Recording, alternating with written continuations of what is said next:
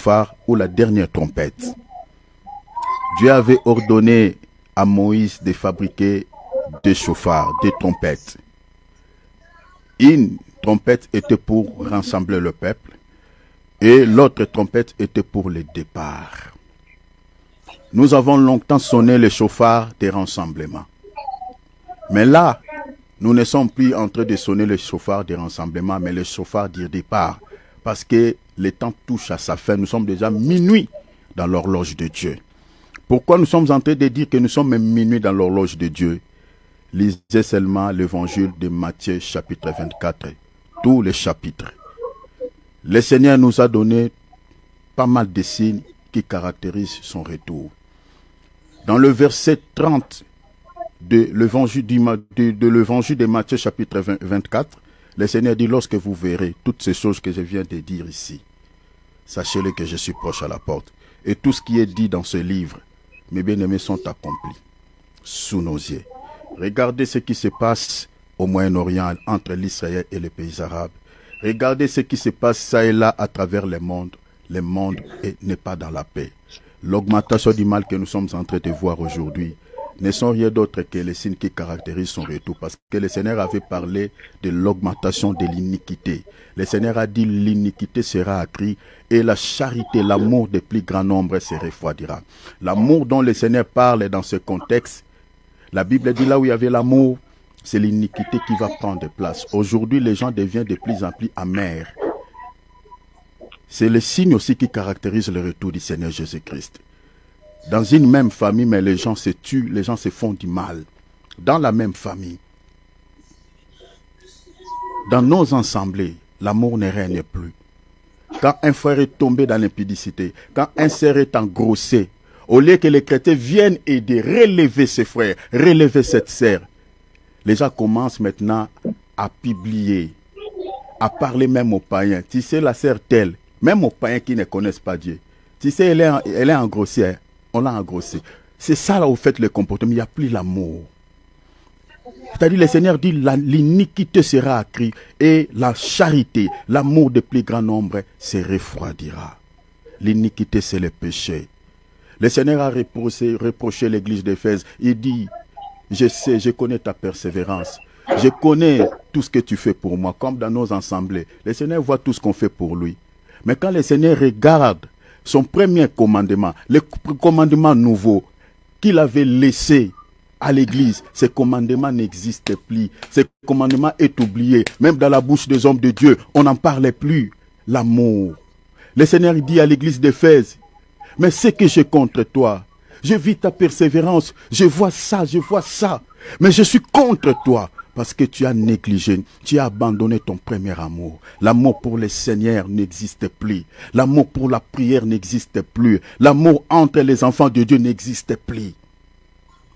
La communion fraternelle dont on nous prêche aujourd'hui, c'est juste le contact physique. Mais ce n'est plus l'unité de la foi, ce n'est plus l'amour fraternel. Et tout ça, ce sont des signes. Je vous nous dis des grands signes qui annoncent le retour du Seigneur Jésus. Et que devons-nous faire? À des moments comme ceci, quelle attitude devons-nous adopter? Mes frères, mes sœurs, je ne mens pas. Je nous dis la vérité, rien que la vérité. Nous sommes dans la présence de Dieu.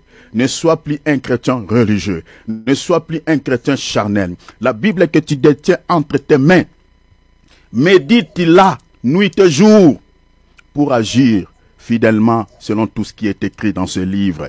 Parce qu'il y a des chrétiens qui plairent au nom de leur berger en enfer, qui disent: Seigneur, moi je croyais que mon pasteur était un vrai prophète, moi je croyais que j'étais dans une bonne église. Le Seigneur leur répond: tu avais une Bible. Pourquoi tu ne la méditais pas? Pourquoi tu n'agissais pas selon la Bible que tu avais entre tes mains? Personne ne sera échappé au jugement de Dieu.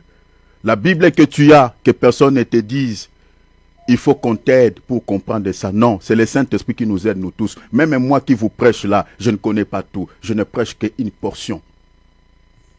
Médite la Bible que tu as. Sois un chrétien. Dans ton cœur, sois un chrétien. Ne sois pas un religieux. Tous ceux qui fréquentent nos assemblées là, beaucoup resteront. Mais ceux qui seront enlevés, peut-être ce sont des gens qu'on ne connaît pas physiquement. C'est le Seigneur qui les connaît.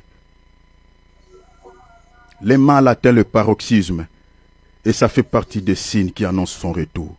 Voici la requête. Tu vas demander à Dieu que le Seigneur puisse t'aider. Que le Seigneur puisse t'aider parce que tu peux prendre la décision au moment où je parle là. Tu dis, waouh, moi là, je ne médite pas même la Bible. Je finis les 24 heures que sur la toile, sur les réseaux sociaux. Je n'ai même pas le temps de lire. La prière, c'est encore moins. Maintenant, est-ce que moi je serai sauvé? Ne te pose pas beaucoup de questions. Le Seigneur a dit dans Jean chapitre 15, sans lui nous ne pouvons rien faire. Fais le recours auprès de ton maître, de ton papa qui t'a engendré. Dis Seigneur, je ne peux pas. C'est ça la requête que tu vas adresser à Dieu. Dis Seigneur, tout seul c'est difficile. J'ai encore quelques faiblesses dans la chair, mais aidez-moi papa. Je vais prier. Je vais être un homme et une femme de prière. Je vais avoir une vie d'intimité avec toi. Je vais avoir une vie de jeûne. Je vais méditer. Alors demande l'aide de Dieu. Parce que tu n'as pas donné ta vie à Jésus, pas pour rester sur la terre, pas pour les choses de ce monde qui ne sont que des choses temporaires. Nous ne sommes pas les premiers à s'inquiéter pour ça. Il y a eu bien avant des gens qui avaient tout ce que nous sommes en train de chercher aujourd'hui, mais ils ont tout laissé. La vie de l'homme sur la terre est tellement très courte. Le Seigneur peut te donner tout, mais c'est pour combien de temps? Alors ne gâchez pas ton éternité à cause de cette chose-là que tu es en train de chercher. Ne gâche pas ton éternité à cause du mariage. Ne gâchez pas ton éternité à cause de l'argent. Ne gâchez pas ton éternité à cause du travail. Que rien ne soit un obstacle à ton salut.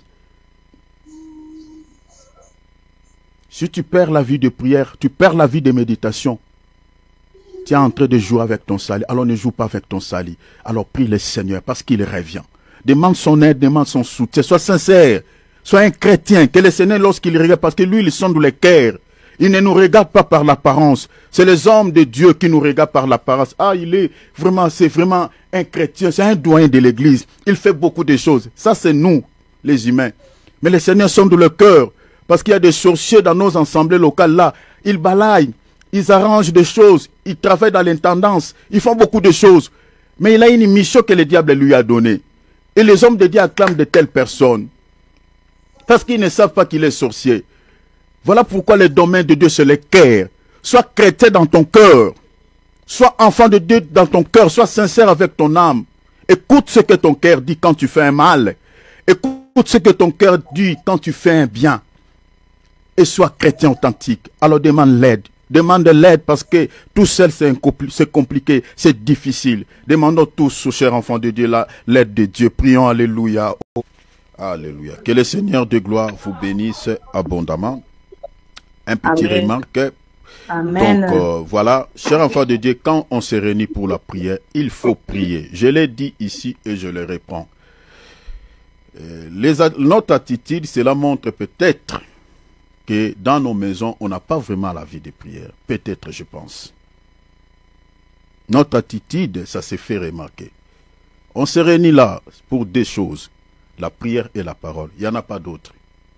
Maintenant, si vous ne priez pas, vous faites quoi? Vous faites quoi? La Bible dit, la prière de juste a une grande efficacité. La prière de juste au pluriel. C'est-à-dire, quand on prie ensemble, c'est cette prière-là qui a de l'efficacité. Mais il y a d'autres qui ne prient pas. Je ne sais pas. Ça vous dit rien. Ça vous dit rien.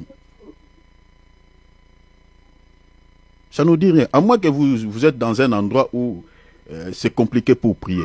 Mais quand on se réunit là, c'est pour des raisons. C'est pour des raisons. Ouvrons nos micros. Les micros restent fermés. Est-ce que vous écoutez pas? Vous n'écoutez pas? Vous n'entendez pas? On vous attend, frère Thierry. Mais pourquoi on ne prie pas ensemble? Prions, vous ne voulez pas. Je l'ai dit chaque fois. Je l'ai dit chaque fois. On se réunit pour des raisons. La prière et la parole. Il n'y en a pas d'autres. Il ne faut pas attrister le Saint-Esprit. Vous savez, quand je suis en train de le dire, je suis serviteur de Dieu. N'affligez pas l'Esprit de Dieu. Parce que l'Esprit est là. Il attend quand je dis. Je vous dis la vérité. L'Esprit est là. Le Saint-Esprit peut être attristé. On se réunit pour la prière et la parole. Il n'y en a pas d'autre raison. Donc si on enlève la prière et la parole, on ferme l'émission. On ne fera plus cette émission. Donc, quand on dit prions ensemble, nous voulons prier ensemble. Nous sommes vraiment des bien-aimés. Nous sommes la famille de Dieu. Nous sommes la famille de Dieu. Ici, il n'y a pas un étranger. Il n'y a pas un étranger. Nous sommes les enfants de Dieu. La famille, la vraie famille, c'est ça, c'est celle-ci, la famille de Dieu. Quand on se réunit là, sentons-nous à l'aise, prions ensemble. Mettons nos voix tous ensemble. C'est très important. Qui n'a pas de problème ici? Qui n'attend pas quelque chose de la part de Dieu ici? Nous entendons tous des choses auprès de Dieu. Même moi, votre frère là. Maintenant, quand on ne prie pas, je ne sais pas. Il faut prier. C'est très important que Dieu nous bénisse. C'était juste un petit remarque que je voulais nous faire. Donc la prochaine fois, évitons cela s'il vous plaît. Quand on se réunit pour la prière, prions. Prions. C'est pour cette raison-là, on se réunit, on fait cette émission. Il n'y en a pas d'autre. Gloire à Dieu. Vraiment que Dieu nous aide, quoi. Dieu nous bénisse. Voilà, prenons nos Bibles. Amen. Alléluia. Merci beaucoup, mes bien-aimés. Merci pour la compréhension également. Gloire à Dieu. Aujourd'hui, nous touchons nos derniers facteurs. Nos derniers facteurs. Donc, gloire à Dieu. On va mettre un point virgule. Donc, sixième facteur, septième, huitième, nous l'avons déjà clôturé. Pour ceux qui n'étaient pas là, réécoutez les liens de la vidéo que je vous avais envoyée. On a parlé sur les 4 piliers qui authentifient une véritable église qui est dirigée par un vrai ministre de Dieu. Parmi ces 4 piliers, on avait parlé sur l'enseignement, et puis sur les prières, et puis la fraction du pain, et puis la communion fraternelle. Réécoutez les vidéos que nous avons faites, parce qu'il y a d'autres personnes qui disent que vous ne parlez que des faux prophètes. On ne parlait pas seulement des vrais prophètes, on a parlé aussi sur les ministres authentiques et les églises authentiques qui sont dirigées par des ministres mandatés par Dieu. Écoutez les vidéos que nous avons faites, que nous avons réalisées, vous allez voir, comprendre une église authentique de Dieu. Dans une église ici, vous ne voyez pas ces 4 piliers-là. Chers enfants de Dieu, prenez vos jambes à votre cou, sortez. Vous êtes dans une salle d'attente qui vous conduit en enfer. Ce sont des vérités qui peuvent choquer, qui peuvent faire mal. Mais, moi tel que je suis là, nous sommes déjà morts en Christ. Donc on n'attend rien de la part des hommes. Donc nous sommes en train de faire ces choses avec beaucoup de soucis et avec beaucoup de pension. Pour la gloire de Dieu et pour sauver des vies. Il n'y en a pas d'autre. Parce qu'aujourd'hui, il y a beaucoup de gens qui veulent que nous puissions tous marcher selon les trains de ce monde. Ah mais non. Et ceux qui marchent selon les trains de ce monde, la majorité, ce sont des gens qui ne sont pas envoyés par Dieu. Et suivez-moi ici très bien, mes bien-aimés. Je vous demande, je vous en supplie, parce qu'aujourd'hui là, je vais parler certaines choses, peut-être que vous ignorez, mais peut-être les écailles tomberont sous vos yeux quand on va vous expliquer certaines choses ici. Parce que je vais mettre un accent sur les coutumes et les traditions païennes que nos assemblées célèbrent chaque année. Retenez, notez, nous sommes en train de partager sur 9e facteur, 10e et 11e facteur. Notre 9e facteur, nous l'avons intitulé « L'observation des fêtes juives ». Je vous parlerai de ces fêtes-là. Vous allez comprendre toutes ces fêtes-là. On va vous expliquer des choses par rapport à cela. Des coutumes et des traditions païennes. Des coutumes et des traditions païennes ici. Nous allons parler sur toutes les fêtes que vous connaissez. Les fêtes païennes. On vous parlera.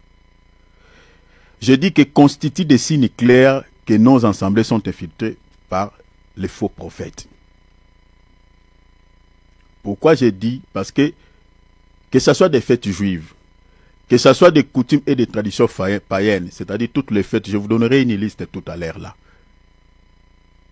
Vous allez remarquer que chaque année,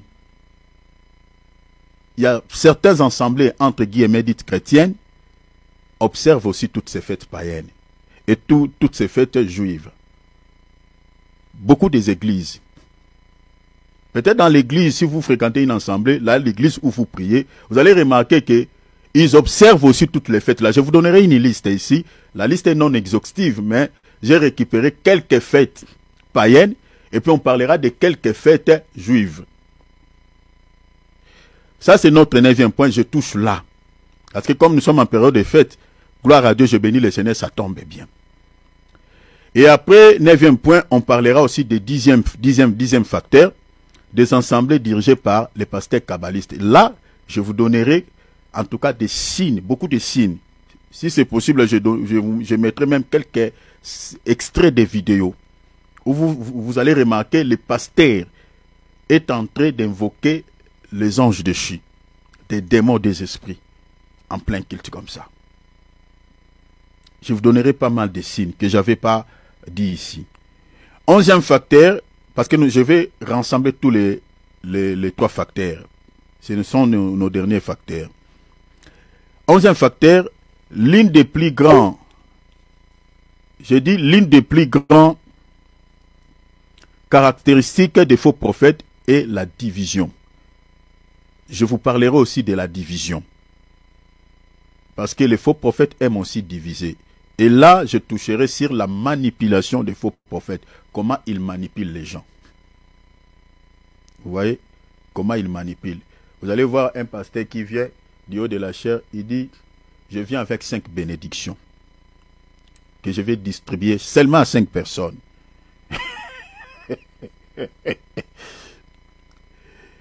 Et j'aimerais que ma sœur, mon frère, que tu arraches ces 5 bénédictions que le Seigneur m'a données.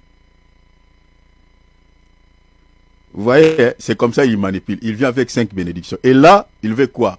Il veut distribuer peut-être 5 enveloppes que tout celui qui va mettre dessous, peut-être il va mettre un montant. Mon frère, essaye, récupère cette enveloppe. Et je vais prier pour toi, je vais libérer des paroles. Si cette année tu n'as pas vu la main de Dieu, tu ne vois pas plutôt la main de Dieu, quitter cette église. Il peut te dire comme ça. Parce que les faux prophètes sont des grands manipulateurs. Je vous expliquerai beaucoup de choses par rapport à 11e facteur. Mais parlons d'abord de notre 9e facteur, l'observation des fêtes juives, des coutumes et des traditions païennes, comme je viens de dire, constituent des signes clairs que nos assemblées sont dirigées pas par des vrais prophètes, mais par des faux prophètes. Alors, notez dans nos calepins notre texte de base, parce qu'on s'appuie sur les Écritures. On ne dira rien en dehors des Écritures. Notre texte de base est l'évangile de Matthieu, chapitre 15, verset 1er. Lisez jusqu'au verset 3. Vous pouvez lire même jusqu'au verset 8. Mais moi, je vais mettre un virgule pour gagner du temps. Je lirai, je vais sauter, je lirai les versets 6 jusqu'au verset 8. Ça, c'est notre texte de base que nous allons exploiter pendant que nous sommes en train d'aborder sur le 9e point. Alors, lisons maintenant ensemble. Ouvrez vos Bibles, soyons comme des Béréens, vérifions. Avant de toucher certains aspects, j'aimerais d'abord que nous puissions mettre des jalons, poser des bases dans les Écritures. Ainsi, nous allons maintenant parler de ces choses-là. Comment nos églises sont infiltrées par l'ennemi. Je lis Matthieu chapitre 15, je commence au verset 1er. Alors les pharisiens et des scribes, remplacez déjà ici les pharisiens et des scribes par les faux prophètes, parce que c'était des faux prophètes à l'époque de Jésus. Dans Matthieu chapitre 7, verset 15, quand le Seigneur parle au sujet des faux prophètes dans ses livres, dans ces passages, le Seigneur faisait allusion à ces gens. Le Seigneur dit, gardez-vous des faux prophètes, ils viennent en vous en vêtements de brebis. Donc le Seigneur, il était en train de parler des pharisiens. Bien que le message du Seigneur, aujourd'hui, le Seigneur dans les visères, il voyait aussi les faux prophètes qui surgiront après lui. Mais à ce temps-là, il s'adressait vraiment aux pharisiens, qui étaient les faux prophètes de ce temps-là, qui étaient habillés avec de longues robes, voyez, avec des phylactères, voyez. Des phylactères, c'était de petits livres qui étaient collés. Il y avait des écrits de la Torah qui étaient collés dans leurs robes. Vous voyez, c'était vraiment l'apparence de la piété. Et c'est comme ça ils avaient la considération au vu et aussi de tout le monde. Même les rois avaient du respect pour eux. C'est pareil aujourd'hui avec la grande prostituée, l'église apostate. Vous voyez, toutes ces personnes-là, voilà, hein, le prêtre est là, tous ces les abbés, vous voyez, ils sont tellement considérés que nous, vous voyez, à travers le monde, ils sont très, très considérés. Vous voyez, c'est pareil avec les pharisiens. Mais alors que c'était les faux prophètes, le Seigneur mettait en garde aux disciples et dit attention avec les levains des pharisiens, avec leur enseignement. Ça ne vous sauvera pas. Comme nous sommes en train de faire aujourd'hui. Alors, donc, remplacer les pharisiens, les scribes, les faux prophètes. Alors, la Bible a dit, alors des pharisiens et des scribes vers de Jérusalem auprès de qui? Auprès de Jésus, et dire. Qu'est-ce qu'ils vont dire? Suivez bien la lecture. Ils vont dire à Jésus, pourquoi tes disciples transgressent-ils la transgression de nos anciens ou de nos ancêtres, si vous voulez?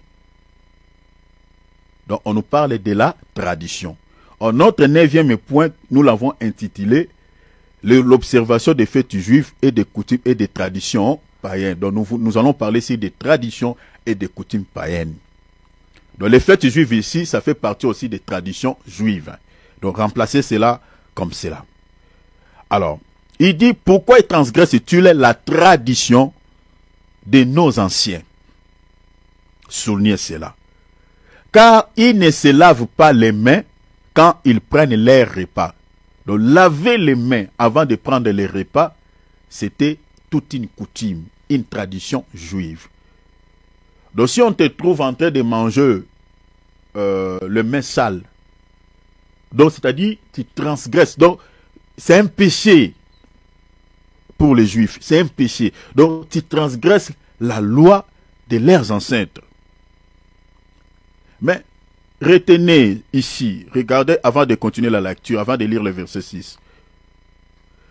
La tradition dont les Juifs fait mention ici, ce n'était pas seulement laver les mains, mais il y avait plusieurs traditions juives. Retenez ça. Je vous cite quelques-uns, parmi lesquels il y avait, à part le lavage de mains, il y avait aussi le lavage de coupes et de plats. Lavage de coupes et de plats. Je parle d'abord de lavage de coupes, voilà, et de plats. Ça, vous pouvez voir ça dans je crois, dans Matthieu chapitre 23. Hein, vous trouverez ça là-bas. Lavage de coupes et de plats. Il y avait l'observation des fêtes thoraïques. Je parlerai cela quand je toucherai ces points. Des fêtes thoraïques et rabbiniques. Ça faisait partie des traditions et des coutumes. Bien aimé, suivez-moi ici bien, je suis dans l'introduction. Parce que je vais mettre un lien de ces choses avec ce que nous sommes en train de vivre aujourd'hui dans nos assemblées. Parce que la Bible dit quoi? Il n'y a rien de nouveau sur la terre. Ce qui a été, c'est ce qui sera, dit Ecclésiaste. Il n'y a rien de nouveau. Donc tout ce que nous sommes en train de voir aujourd'hui dans nos assemblées, ce sont des choses qui ont déjà existé. Parce que c'est le même esprit qui opère jusqu'en présent. Hein, le diable est là, il n'est pas arrêté. Ce qu'il avait fait jadis, il continue à le faire jusqu'aujourd'hui. Voilà pourquoi je suis dans l'introduction. Donc suivez-moi ici très bien, parce que quand on va commencer à parler de ces choses, que cela ne vous scandalise pas. Amen, amen. Nous sommes ensemble. Hein? Gloire à Dieu. Gloire à Dieu. Gloire à Dieu. Merci beaucoup, mes bien-aimés. Merci. Donc, parmi leurs traditions, je cite lavage de mains, lavage de coupe, l'observation des fêtes thoraïques. Je vous citerai quelques fêtes thoraïques. Ces fêtes-là existent jusqu'à aujourd'hui et les Juifs observent leurs fêtes-là. Hein, je parle des fêtes thoraïques et des fêtes rabbiniques. Ces fêtes sont observées chez les Juifs. Même il y a des églises dites de réveil observent aussi ces fêtes. Je vous parlerai de cela. Retenez cela, notez cela même dans vos calepins, des fêtes thoraïques et des fêtes rabbiniques. Je vous parlerai qu'est-ce que les fêtes thoraïques, qu'est-ce que les fêtes rabbiniques que les Juifs ont observé et on observe jusqu'à présent. Et même les églises dites de réveil, ils ont coopté cela. Il y a bien d'autres choses. Prenons par exemple dans Jean chapitre 2, verset 13. On nous parlait de la fête de Pâques, Pâques juives. Dans Acte 2.1, le jour de la Pentecôte. Dans Jean chapitre 7, verset 2, Vous pouvez lire même le verset 10 aussi. On nous parle des fêtes des tabernacles. Dans Actes chapitre 16, verset 3, on nous parle de la circoncision. Dans Actes chapitre 21, verset 26, on nous parle de la purification. Et dans Luc chapitre 11, verset 39 à 40, on nous parlait du nettoyage des coupes et des plats, comme je viens de dire là. Et la liste est non exhaustive. Je vous donne quelques versets seulement où vous pouvez vérifier. Pourquoi? Parce qu'on est dans l'enseignement. Je vous donne des témoins pour que vous puissiez vérifier. Pour que vous ne puissiez pas peut-être dire que peut-être Évangile est en train d'inventer les choses. Non, je n'invente rien. Je puisais tout dans les Écritures. Donc, vous voyez que tout ce que nous venons de lire là, ça faisait partie des traditions et des coutumes juives. Je continue la lecture. Maintenant, regarde la réponse du Seigneur. Le Seigneur dit dans le verset 6, il dit, vous annulez ainsi. Je reprends d'abord le verset 2 pour que vous compreniez là où nous nous sommes attelés. Pourquoi tes disciples transgressent-ils la tradition des anciens? Tradition des anciens ou la coutume des anciens? Car ils ne se lavent pas les mains quand ils prennent leur repas. Je réponds, à part les mains, il y a bien d'autres traditions, n'oubliez pas cela, comme je viens de citer là. Il y a des fêtes, il y a nanani, nanana, il y en a beaucoup. Maintenant, Jésus va leur répondre dans le verset 6. Vous annulez ainsi la parole de Dieu. Vous voyez ce que le Seigneur dit. Vous êtes tentés d'annuler la parole de Dieu. À l'époque, déjà à ce temps-là, ils étaient en train de renier carrément la parole de Dieu, comme certains serviteurs de Dieu font aujourd'hui. Je pense que vous êtes en train déjà de comprendre quelque chose. Comme certains annulent la parole de Dieu aujourd'hui. Le Seigneur dit, vous êtes en train d'annuler ainsi la parole de Dieu. Au profit de quoi? Au profit, j'ai beaucoup aimé la traduction Louis Sego ici. Au profit de votre tradition. Comme certains serviteurs de Dieu aujourd'hui qui célèbrent Noël. Ils annulent la parole de Dieu. On vous parlera quand j'arriverai là. Je vous expliquerai d'abord l'origine de cette fête et je vous donnerai quelques explications par rapport à l'origine de certaines fêtes que le monde célèbre, que les Juifs célèbrent. Je vous donnerai quelques, je ne donnerai pas les origines de toutes les fêtes, mais il y a quelques-unes. Je vous parlerai. Vous allez remarquer que mes bien-aimés, il n'y a rien de divin. La majorité des fêtes, mes bien-aimés, tirent son origine dans les ténèbres sataniques. Donc quand on venait, on célèbre une fête, mes bien-aimés, on rend, au fait, on est en train d'adorer les diables. On est en train de vénérer les diables. Je vous donnerai, et vous allez vérifier certains documents. Il y a plein de documents. Le Seigneur dit, vous annulez ainsi la parole de Dieu au profit de votre tradition, au profit de vos coutumes, au profit de vos traditions.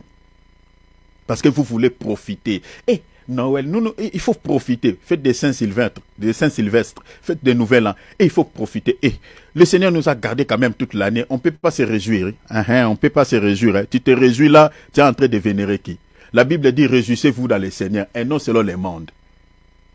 Que si on veut se réjouir, mais dans le Seigneur, c'est-à-dire dans la parole. On n'a pas besoin d'attendre la fin d'année ou une date quelconque pour se réjouir. On peut se réjouir tous les jours. Comme je suis là, je peux faire ma fête à moi, avec ma famille. On se réjouit.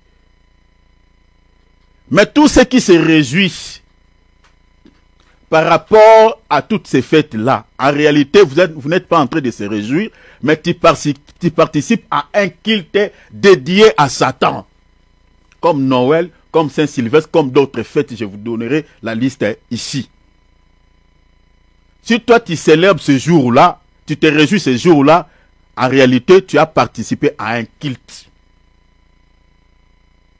Alors que la Bible dit dans 1 Corinthiens chapitre 10, la Bible dit, vous ne pouvez pas participer à la table du Seigneur et aux tables des démons. Sinon vous allez tirer la jalousie de Dieu. Dieu est le Dieu que nous prions est un Dieu jaloux. Il ne partage jamais sa gloire avec l'ennemi. Verset 7.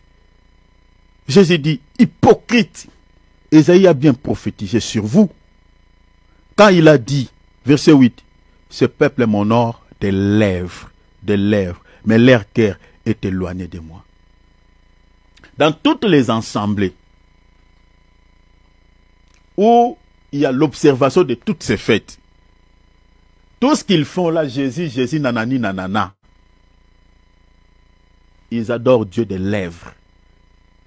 Parce que vous êtes en train de parler de Jésus le jour de Noël. Vous êtes en train de parler, Jésus est né, nanani, nanana, il nous a sauvés. Voilà, nous on ne célèbre pas Noël, mais nous profitons quand même de cette date pour parler du Seigneur notre Sauveur, menteur. Le Seigneur dit ici, Ésaïe a prophétisé au sujet de vous. Ce peuple m'honore des lèvres. Tous ceux qui sont à table de blablabla, des lèvres. Leur cœur n'est pas avec moi, leur Dieu. Verset 9. C'est en vain qu'il m'honore. Il prétend honorer Dieu. Hey, Jésus est né. Nous sommes en train d'honorer Dieu. Ah, voilà, fête de Saint-Sylvain. Oh. Le Seigneur dit, c'est des lèvres. Le cœur est éloigné de Dieu.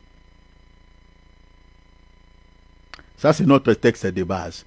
On reviendra tout le temps là. Retenez ceci. Comme je viens de dire, quand on parle des pharisiens et des scribes, on fait allusion à la religion juive qu'on appelle le judaïsme. Soulignez cela. Il y a un pourquoi je suis en train de poser ces jalons. Suivez-moi ici très bien parce qu'on parlera du judaïsme. On parlera de la Kabbale. Parce que la Kabbale tire son origine du judaïsme. Cette sorcellerie juive que beaucoup de pasteurs ont touché. Voilà pourquoi mes bien-aimés ne négligent jamais. Vous voyez l'importance de l'enseignement. Parce que quand vous n'êtes pas enseigné, mes bien-aimés, vous n'allez rien comprendre. Vous attendez seulement judaïsme, mais vous ne savez pas que certains serviteurs de Dieu qui vous prêchent entre guillemets la parole, qui vous réalisent des miracles mensongers, qui vous prophétisent tout ça par l'esprit de Python, vous ne savez pas d'où ils ont pris ces choses-là. Voilà pourquoi nous sommes en train de poser des bases. Le judaïsme dont nous sommes en train de parler ici, c'est là où beaucoup de serviteurs ont récupéré cette magie qu'on appelle Kabbale. Donc voilà pourquoi il y a de l'intérêt de bien suivre ces choses. J'ai dit ceci. Quand on parle des pharisiens et les scribes, on fait allusion à quoi? À la religion juive qu'on appelle le judaïsme. Parce que la majorité des pharisiens étaient des docteurs de la loi. Vous voyez, c'était eux qui étaient des prêtres dans cette religion qu'on appelle judaïsme. Alors, l'observation de toutes ces fêtes thoraïques, je vous parlerai de ces fêtes, est rabbinique et issue du judaïsme. Et quand on parle de la Kabbale, comme je viens de dire aujourd'hui, on fait référence aussi au judaïsme. Souvenez cela, n'oubliez pas ce que je dis. Je réponds. Je dis quand on parle des pharisiens et des scribes, on fait allusion en quoi? À la religion juive qu'on appelle le judaïsme. Et l'observation des fêtes thoraïques, dont j'ai établi les listes, je vous donnerai tout à l'heure, est rabbinique et issue du judaïsme, de cette religion judaïsme. Et quand on parle de la Kabbale juive, que vous entendez Kabbale juive, aujourd'hui, on fait référence au judaïsme. Ça tire son origine, sa source du judaïsme. On va lire des écritures avant de vous donner cette liste que j'ai établie de toutes ces fêtes. Lisons Philippiens chapitre 3, verset 5. Et puis on va lire Galates chapitre 1er, verset 13 à 14. On va lire l'histoire d'un pharisien qui était dans le judaïsme, qui était converti dans le Seigneur. Il dit, moi circoncis le 8e jour. Vous voyez, selon la tradition juive, il était circoncis du 8e jour. De la race d'Israël. Quant à la loi, il dit quoi? Pharisien. Donc celui qui est en train de parler ici, retenez, c'est l'apôtre Paul. Il était pharisien. Donc pour devenir pharisien, il faut faire des études à l'école qu'on appelait l'école talmudique. Il faut avoir la connaissance de ces choses-là à cette école-là. Comme aujourd'hui, dans certaines églises, pour devenir serviteur de Dieu, il faut aller faire quoi? L'école théologique, qui n'ont rien à foutre avec la doctrine des apôtres. Pour devenir serviteur de Dieu, il n'est pas question. Tu peux bien faire la théologie, mais pas pour devenir serviteur. Le ministère, c'est un appel divin. Donc, pour que quelqu'un soit établi en tant que serviteur de Dieu dans une église, nous avons des fondements que les apôtres nous ont laissés dans la parole. Ce n'est pas de pouvoir aller faire l'école théologique, ce n'est pas ça. La raison pour laquelle beaucoup des églises sont dirigées par des pasteurs magiciens, sorciers, pourquoi? Parce que dans certaines églises, ce qu'ils ont mis comme statut pour devenir serviteur de Dieu, il faut aller étudier à l'école théologique. Quand tu viens, tu brandis ton diplôme, voilà, récupéré à l'école théologique, et là, on te considère comme serviteur de Dieu. Même si tu es sorcier, et ils s'en fichent. Voilà pourquoi nous avons plein de sorciers dans nos assemblées qui dirigent nos assemblées. Dans certaines églises, il n'y a pas la prière. Surtout les églises que vous voyez, il n'y a pas des intercesseurs. Il n'y a pas vraiment la prière. Bien aimés, faisons attention. Alors, j'ai lu Philippiens, j'ai dit que Philippiens chapitre 3, verset 5, ici on voit un pharisien qui était Paul. Mais regarde maintenant dans Galates chapitre 1, verset 13, 14, ce qu'il nous dit. Vous avez su, en effet, quelle était autrefois ma conduite ou dans le judaïsme. Est-ce que vous voyez cela? Donc quand on parle des pharisiens, on fait allusion à la religion judaïsme.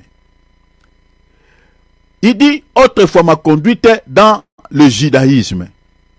Comment j'ai persécuté en outrance l'église de Dieu et la ravagé, et comment j'étais plus avancé dans le judaïsme. Paul était plus avancé dans le judaïsme que beaucoup de ceux de mon âge et de ma nation.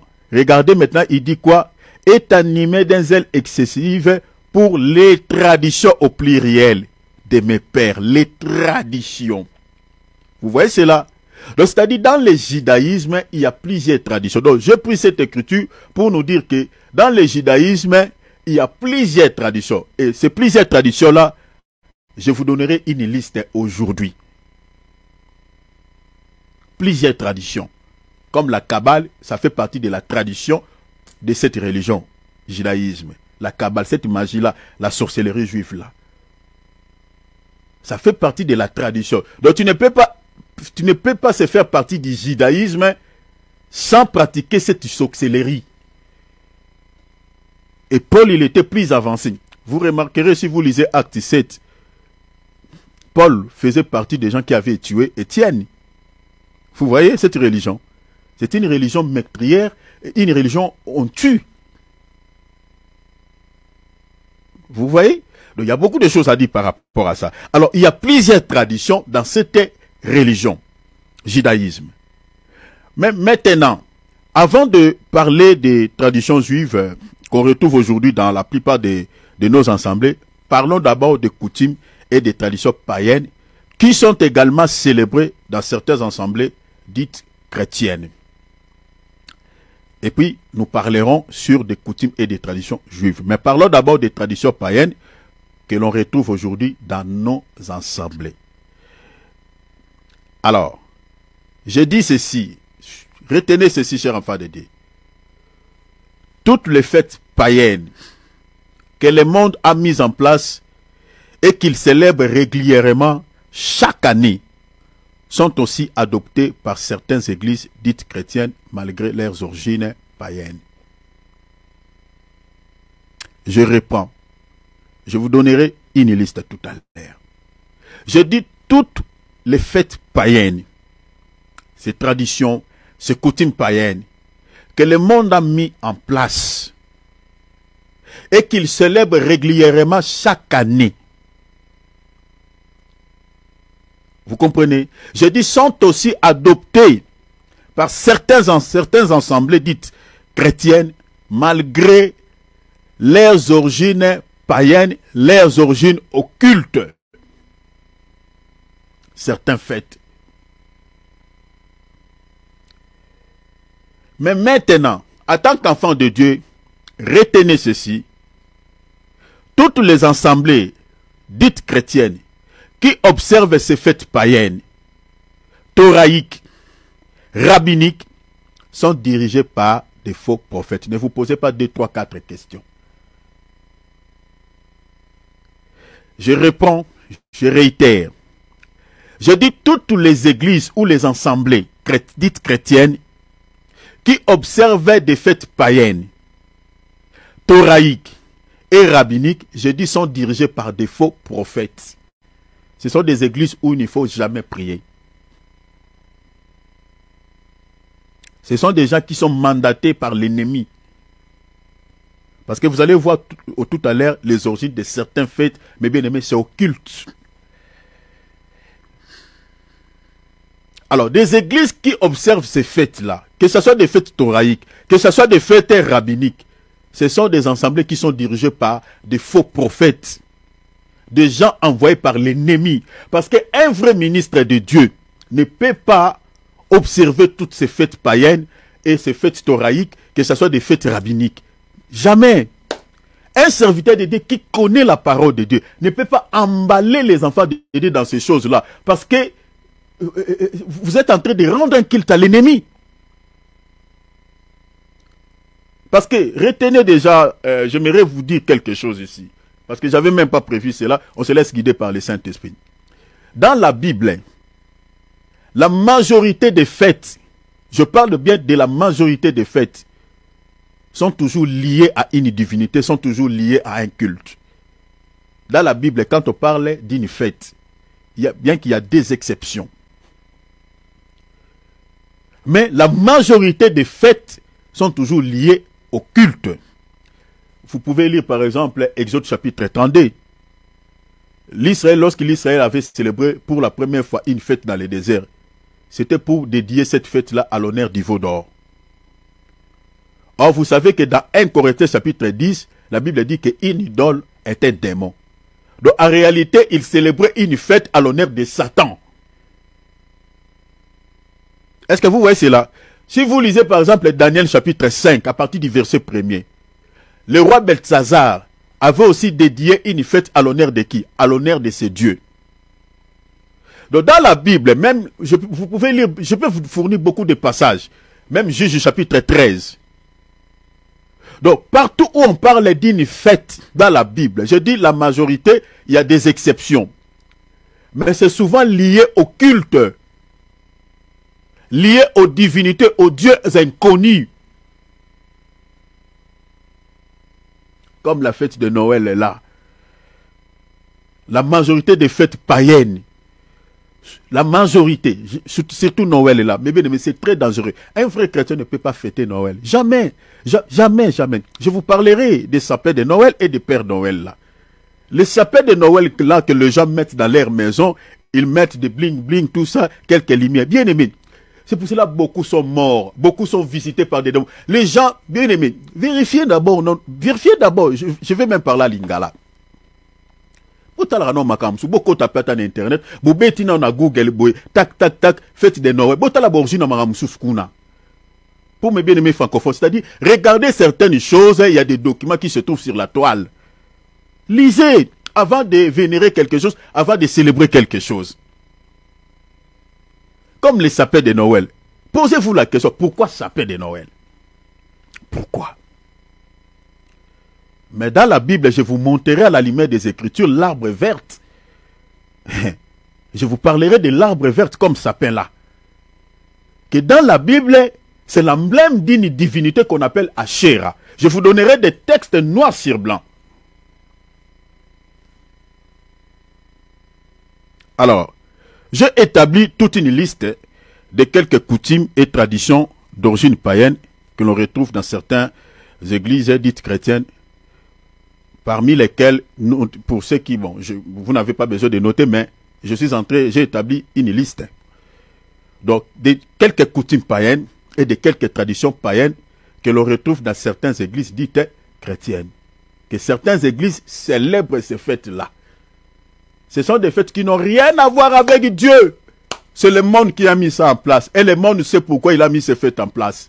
Mais vous allez voir que les jours de ces fêtes-là, parce que souvent ce sont des jours fériés, et vous allez voir certaines églises, parce qu'il y a des fêtes qui tombent les dimanches, voyez, et certaines églises dites chrétiennes Observe aussi ces fêtes. Et, bien aimé, ça choque, ça fait mal. Je parle, premièrement, je parle Journée internationale de la femme. Cette fête qui est célébrée le 21 septembre. Il y a certains... Journée internationale de la paix, pardon. Journée internationale de la paix. C'est une fête qui est célébrée le 21 septembre. Vous remarquerez, il y a certaines églises, en ce jour, ils vont aussi participer, observer cette fête. Journée de la Terre, c'est une fête qui est célébrée le 22 avril. Journée internationale de l'enfance. Hein? Donc la journée pour célébrer les droits des enfants. Ça, oh mon Dieu. Oh mon Dieu. Si nos enfants en Europe sont gâtés, c'est à cause de ces choses-là. Ah mon Dieu, que Dieu nous aide. Une journée pour célébrer les droits des enfants et promouvoir leur bien-être à travers le monde.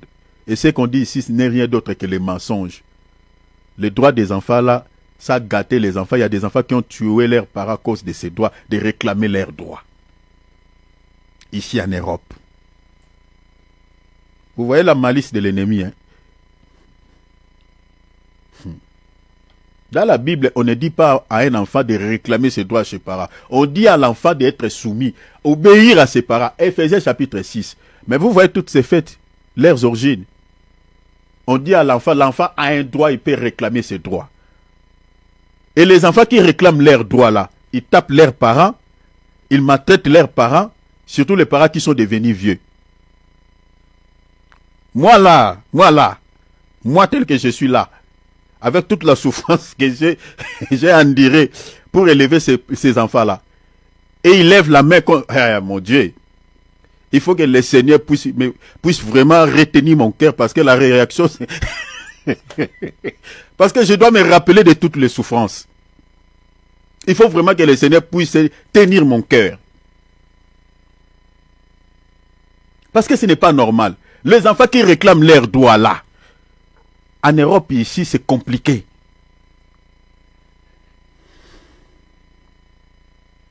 Cette fête est célébrée le 20 novembre. Le 20 novembre. Chaque année, le 20 novembre, les enfants... non, pardon. Je parle... voilà, le 20 novembre exactement. Donc, les enfants réclament leurs droits. Vous voyez, chez leurs parents. On parle de célébration pour promouvoir, la protection. Je parle plutôt... une journée plutôt pour célébrer les droits des enfants et promouvoir leur bien-être à travers le monde. Soi-disant. Fête de la musique. Certaines églises aussi profitent de cette journée. Voilà, ils vont organiser des musiques, surtout en Europe ici. My God. Que Dieu nous aide. Que Dieu nous aide. Que Dieu nous aide. Que Dieu nous aide. Ils observent ces journées. Ils vont organiser des concerts. Ils vont inviter des musiciens. Donc, ils participent à cette fête que le monde nous a présentée. Fête de la musique qui est célébrée le 21 juin. Fête d'Halloween. Hein? Cette fête des zombies. Ah! Mes bien-aimés. C'est une fête qui est célébrée le 31 octobre. Oh, que Dieu nous aide. Peut-être certains parmi nous ici disent, oh, même dans les églises aussi, on célèbre la fête d'Halloween. Mais il y a quelques églises qui célèbrent la fête d'Halloween. Ça peut vous choquer, mais si vous voulez, je peux vous envoyer une vidéo. Ça va vous scandaliser. À l'occasion de cette fête d'Halloween, dans une église, je crois c'est aux États-Unis d'Amérique, une église dite chrétienne, aux États-Unis d'Amérique, en plein culte, mes bien-aimés, je ne vous mens pas, je vous jure devant Dieu, en plein culte, on a chanté Thriller de Michael Jackson. Et il y a des frères et sœurs, les enfants de Dieu, qui se sont déguisés comme des zombies. Mes bien-aimés, ils entrent, mes bien-aimés, au son de cette musique. Je voulais même vous balancer cette vidéo, mais je me suis réservé pour ne pas censurer notre vidéo. Mais tout celui qui veut cette vidéo, je peux vous envoyer les liens. En plein culte, je ne vous mens pas, je vous jure devant Dieu, en plein culte, à l'occasion de fêtes d'Halloween.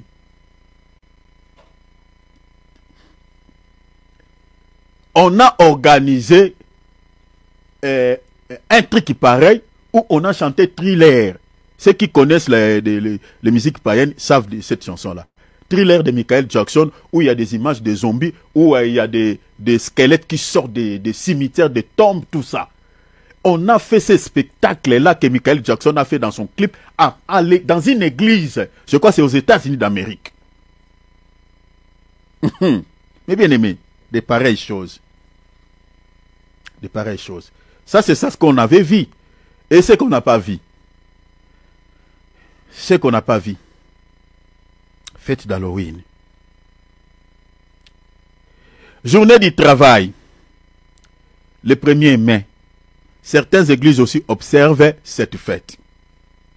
Fête des pères. Cette fête est souvent est célébrée au mois de juin. Ça tombe souvent le 3e dimanche. Ça tombe souvent le 3e dimanche. Vous voyez, hein? Pourquoi ça tombe souvent le dimanche? Fête des pères. Dans certaines églises, c'est les papas seulement qui vont faire tout ce jour-là. Les églises qui observent ces fêtes, les mamans ne vont rien toucher. Oh non, c'est la fête des pères. Vous n'allez rien faire. Mais bien aimé, vérifiez ce que je vous dis. Hein. C'est une fête qui est célébrée souvent au mois de juin, le 3e dimanche. Dans certaines églises, c'est les papas qui feront tout. Et vous allez voir les chrétiens sont en train de dire bonne fête, nanani, nanana. Mais sans pour autant chercher à connaître l'origine de cette fête. Une petite histoire. Vous savez, cette fête tire son origine où? La fête des pères. Une petite histoire. Je vous lis un petit truc. Mais vous pouvez regarder des documents, il y en a sur la toile. Dans les pays catholiques, retenez, hein, vous voyez la grande prostituée. Dans les pays catholiques, on célèbre le père des familles. Hein, je vous parle de l'origine de cette fête. On célèbre le père des familles dès le Moyen-Âge à la date du 19 mars. Vous voyez, 19 mars, référence, vous pouvez voir, il y a une référence sur la toile, référence nécessaire. Pour, voilà, le 19 mars, jour de la Saint-Joseph. Jour de qui? Jour de la Saint-Joseph, ce dernier étant le père de qui? Le père putitatif de Jésus. Et le père adoptif, qu'est-ce que je veux dire? Le père adoptif de Jésus. Vous voyez cela? C'est ça l'origine de cette fête. C'est-à-dire cette fête est née par Joseph qui était le père adoptif de Jésus. Et qui a mis ça en place? La grande prostituée, l'église catholique. Et le reste des fêtes qu'on va lire là, souvent tire son origine dans des traditions païennes qui sont occultes. Et celui qui a officialisé toutes ces fêtes-là, c'est l'église catholique. L'église catholique, qui a mis des dates, qui a officialisé certaines fêtes. Vous voyez là où la fête de père est née. Ça tire son origine dans l'église apostate. Maintenant, quand une église de Dieu célèbre cette fête, n'est-ce pas que vous êtes la fille de la grande prostituée? Est-ce que vous ne voyez pas ça? Parce que la Bible dit, si vous lisez dans Apocalypse chapitre 17 et puis chapitre 18, on nous parlait des enfants de la grande prostituée. Vous voyez là où tire son origine cette fête? Chez la grande prostituée, les fêtes des pères. Maintenant, vous allez voir, dans certaines églises, c'est les papas qui vont, voilà, qui vont faire tout. Voilà, c'est la fête des pères. Voilà, laissons les papas faire tout. Vous êtes en train de participer aux tables des démons. Les cultes qu'on est en train de dédier à soi-disant le père adoptif de Jésus, en réalité, ce n'est pas Joseph, mais c'est toute une divinité qu'on est en train de dédier ce culte. Journée internationale des femmes, le 8 mars. Vous voyez, célébration des réalisations sociales, économiques, culturelles et politiques des femmes et promotion de l'égalité des sexes. L'objectif de cette fête, c'est ça. L'émancipation de la femme, l'égalité des sexes. L'égalité. Je ne sais pas. Je ne sais pas, même ces gens-là qui sont intellectuels. Est-ce que on peut parler de l'égalité des sexes entre l'homme et la femme. On peut parler de l'égalité. Même Dieu ne nous a pas créés pareil. Nous sommes différents. Le 8 mars, journée des femmes. Fête des mères. Ça se célèbre le deuxième dimanche du mois de mai. Donc vous voyez ces deux fêtes ici, que ce soit le 8 mars, que ce soit les fêtes des mères. Dans certaines églises dites chrétiennes, dirigées par des faux prophètes, c'est souvent les mamans qui vont faire tout. Tapez même sur la toile, vous tomberez sur des vidéos le jour de ces fêtes. Dans certaines églises, c'est les femmes qui jouent les guitares, c'est les femmes qui jouent les drums, c'est les femmes qui chantent, c'est les femmes qui prêchent. Les hommes vont s'asseoir, oh mon Dieu, les hommes vont s'asseoir dans leurs chaises et ils seront ce jour-là prêchés par des femmes. Ça, c'est encore une abomination. Alors que dans la Bible, la femme, dans l'assemblée des saints, ne peut pas se placer du haut de la chair, que les hommes s'asseyent sur des chaises, que la femme est en train de leur prêcher. Ça ne se fait pas. En dehors de l'assemblée, oui, la femme peut aller prêcher, évangéliser. Mais dans l'assemblée des saints, selon la doctrine que les apôtres nous ont léguée, la femme ne peut pas se placer du haut de la chair, prêcher les hommes. Non, ça ne se fait pas. Mais regardez les églises qui sont dirigées par des gens mandatés par l'ennemi, qui observent ces fêtes. Ce jour-là, c'est les femmes qui vont prêcher. C'est les femmes qui vont faire tout. Journée internationale des femmes. Le monde propose, il dit, une fête à l'honneur des femmes. Le 8 mars. Fête des mères. Voilà. Respect à toutes les mamans. En Afrique, les femmes vont s'habiller en panne. En Europe, ici, voilà, il y a des bling-bling. Vous allez voir que cet esprit, c'est vent étranger. Dans certaines assemblées dites chrétiennes, entre guillemets, les hommes de Dieu vont coopter un fait étranger. Voilà, ce jour-là, dans certaines églises, vous remarquerez, c'est des femmes qui vont prêcher la parole, c'est des femmes qui vont jouer des guitares, c'est des femmes qui vont faire tout. Et là, vous voyez, l'église est en ébullition. Voilà, il y a des femmes qui jouent les guitares, il y a des femmes... Voilà, le monde dans l'église. Oh, que Dieu nous délivre, que Dieu nous délivre, que Dieu nous délivre, que le Seigneur vienne nous chercher. Un serviteur de Dieu qui connaît la parole de Dieu, qui est envoyé par le Seigneur, ne peut pas introduire ces faits étrangers dans les églises. L'église marche toujours à contre-courant avec l'esprit du monde. L'esprit du monde et l'esprit qui dirige l'église ne se cohabitent jamais. Jamais. Tout ce que le monde propose, l'église va toujours à contre-courant. Mais quand vous voyez une église du Seigneur commencer à marcher selon les trains de ce monde, ça, ce n'est plus l'église de Jésus. Et cette église-là est dirigée par un agent du monde des ténèbres. Journée internationale des femmes, le 8 mars, fête des mères. Dans certaines églises, c'est les femmes qui feront ce jour-là toutes choses. Et vous voyez l'homme de Dieu, ça, il est assis sur son fauteuil en cuir, et là, il est en train de rire. Il est joyeux. Des gens mandatés par l'ennemi. Bien-aimé, si vous voyez dans une église, toutes les églises qui observent, si tu pries dans une église où tu vois il y a ça, cher enfant de Dieu, tu es dans une salle d'attente qui va vous conduire tout droit en enfer. Tout à l'heure, nous avons lu, le Seigneur a dit aux pharisiens, vous annulez la parole de Dieu au profit de quoi? De votre tradition. Et il dit quoi? Ésaïe prophétisait au sujet de vous. Ce peuple-là m'honore de lèvres, leur cœur est éloigné de moi.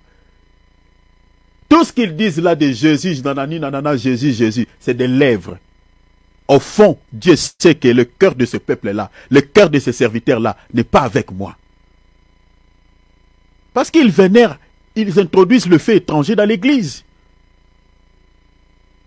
Fête des mères, journée internationale de la femme, même dans l'église.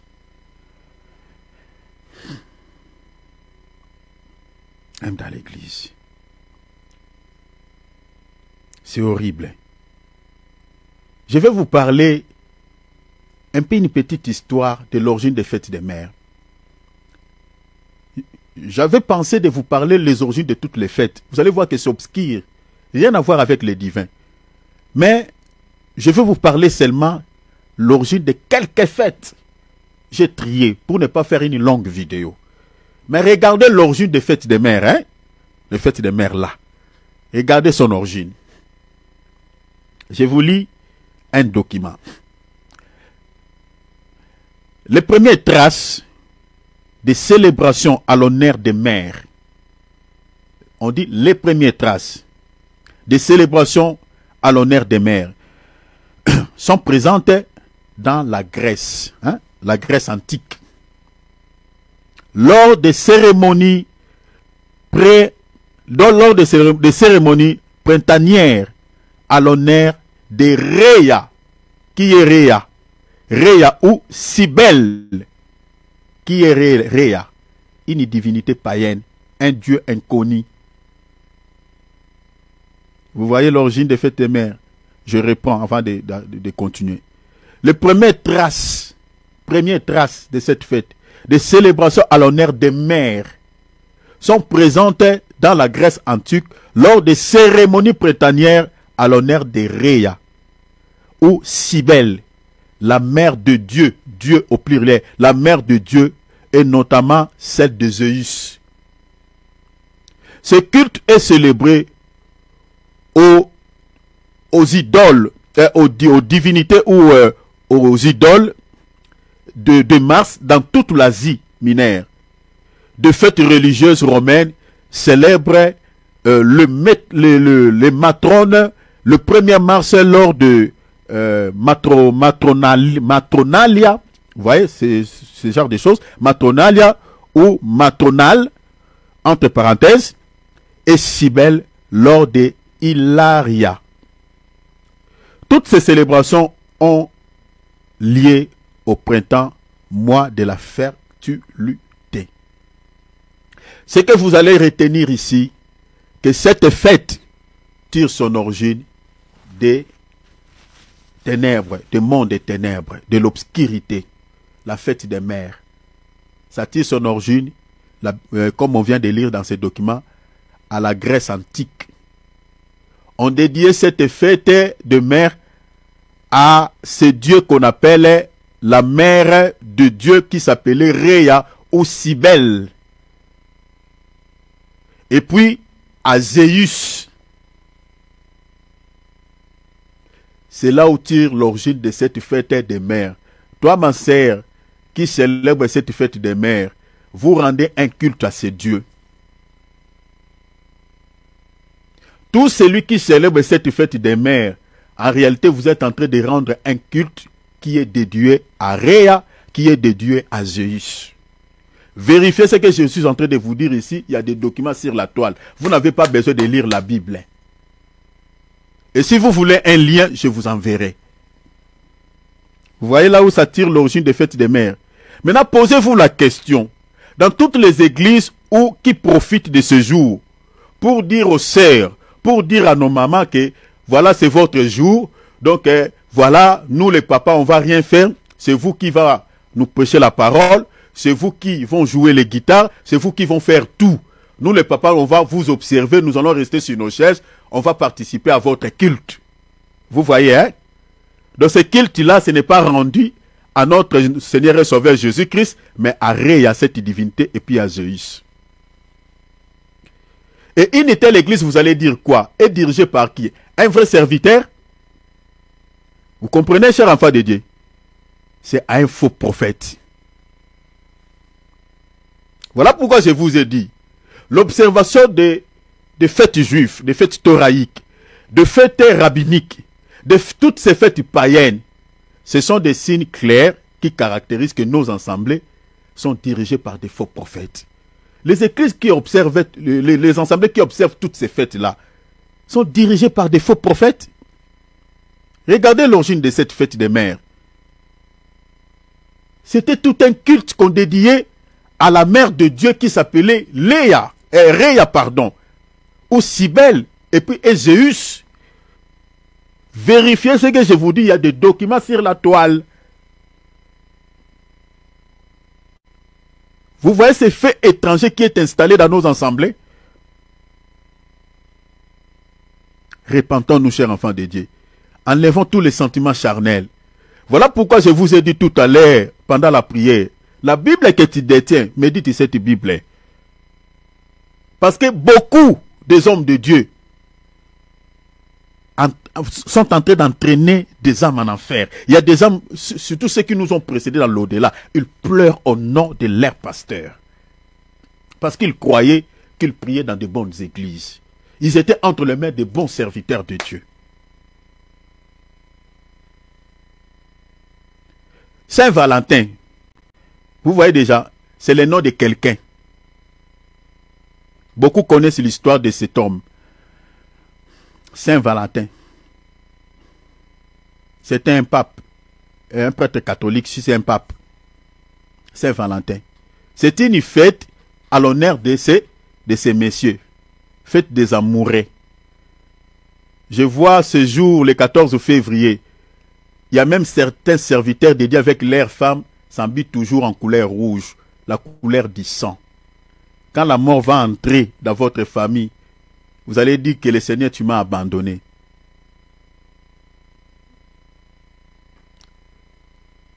La célébration le jour de cette fête, ce n'est pas à ce monsieur qu'on dédie cette fête. Mais en réalité, il y a une divinité qui est cachée derrière cet homme. Parce que ça tire son origine de la grande prostituée. Dans les églises qui célèbrent aussi cette fête, voilà, on va dire, voilà ce jour-là au couple, voilà, même si vous êtes fiancés, voilà, c'est votre jour. Oh mon Dieu, l'homme de Dieu. Et vous êtes en train de parler de Saint-Valentin dans l'église du Seigneur. Vous êtes la fille de la grande prostituée. La fille de la grande prostituée. Regardez le châtiment que Dieu va donner à la grande prostituée et à ses enfants. Lisons une écriture avant de continuer. Lisons Apocalypse chapitre 18. Lisons les versets. Que le Seigneur nous sauve. Je sens au-dedans de moi quelque chose qui est en train de brûler et je sens envie de pleurer. Parce que je vois plusieurs églises qui célèbrent toutes ces fêtes. Apocalypse 18, 3. Parce que toutes les nations de la terre, RDC, France, voilà Belgique, toutes les nations ont bu du vin de la fureur de son impudicité. L'impudicité de qui? De la grande prostituée. Je vous renvoie dans Apocalypse chapitre 17, c'est là où ça commence. On bu du vin de son impudicité. L'impudicité dont on parle ici, ce n'est pas l'impudicité physique de la bête.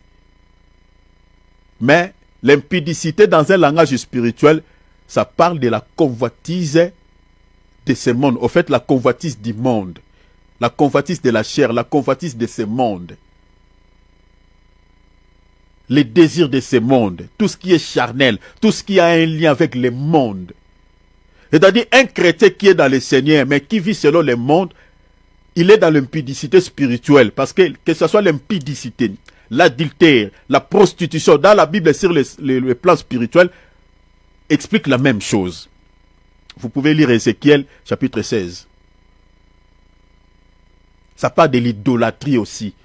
C'est-à-dire vous êtes en train... Prenons par exemple les gens qui prient dans l'église catholique, qui vénèrent Marie. C'est ça l'impudicité, c'est ça l'adultère, c'est ça la prostitution spirituelle. Maintenant, toutes les églises qui célèbrent ces fêtes qui sont dédiées aux dieux inconnus sont dans l'impudicité avec la grande prostituée qui a mis en place toutes ces fêtes-là. Sont dans l'adultère, sont dans la prostitution. Avec toutes les nations qui célèbrent aussi le Saint-Valentin. Parce que qui a mis ça en place? La grande prostituée, l'église catholique. Et vous allez remarquer que toutes les nations du monde, même les musulmans, voilà, ils entrent au pas de danse. Rouge, rouge. Et ces jours-là, l'impudicité qui va se faire au jour-là. Donc Dieu là-bas au ciel, je ne sais pas s'il met de coton même dans ses narines-là. Parce qu'il y aura l'odeur de l'impudicité qui va monter au ciel. C'est le jour où plusieurs femmes tombent enceintes. C'est compliqué. Et dans certaines églises, vous trouverez, il y a des hommes de Dieu qui entrent aussi au pas de danse. Saint-Valentin. Bientôt là, l'année, déjà, le décembre, déjà, tout sa fin. Après janvier, février là, le 14 février. Vous allez voir, retenez ce que je vous dis, hein, le 14 février là, dans 2 mois, beaucoup des églises, vous allez voir, ils célèbrent cette fête. Certains chrétiens vont s'habiller en rouge. Ma soeur, mon frère, vous participez au culte d'un Dieu inconnu. Et ce jour-là, Dieu est en colère contre vous. Apocalypse 18, 3. Parce que toutes les nations du monde entier, ont bu les vins de la fureur de son impudicité. Et que les rois de la terre se sont livrés à l'impudicité avec elle qui la bête. Avec elle qui, plutôt la prostituée. Lisez Apocalypse 17, elle était sur la bête, la prostituée. Et la prostituée dont on fait mention là-bas, c'est l'église catholique romaine. Dieu jugera cette église. Parce que la majorité des fêtes que vous connaissez dans ce monde, la majorité, je parle, c'est l'église catholique qui a mis ça en place. Il y a beaucoup de fêtes que l'église catholique a mis en place depuis la concile de Nicée. Parce qu'il avait récupéré des coutumes païennes, des traditions païennes, tout ça, c'est lui qui a mis en place toutes les dates que vous voyez. Voilà, fête des mères, ça se célèbre telle date, nanani, nanana, tout ça, fête de Noël, fête de Saint-Sylvestre, c'est lui qui a mis ça, c'est plutôt elle qui a mis ça en place. La grande prostituée. Voilà pourquoi, ici dans l'Apocalypse 18, 3, le Seigneur dit, elle va la juger. Elle ne jugera pas seulement cette grande prostituée, mais elle jugera également même toutes les nations qui ont participé à sa table, qui ont bu son vin, qui ont participé à son impudicité. Et toutes les nations et les églises qui ont participé à sa table. Dans l'église où vous voyez, mes bien-aimés, l'homme de Dieu est en train de marcher selon les trains de ce monde. Le jour de toutes ces fêtes, vous voyez dans votre église, le pasteur est en train aussi de parler de ces choses. Chers enfants de Dieu, ne vous posez pas 2, 3, 4 questions. C'est un faux prophète.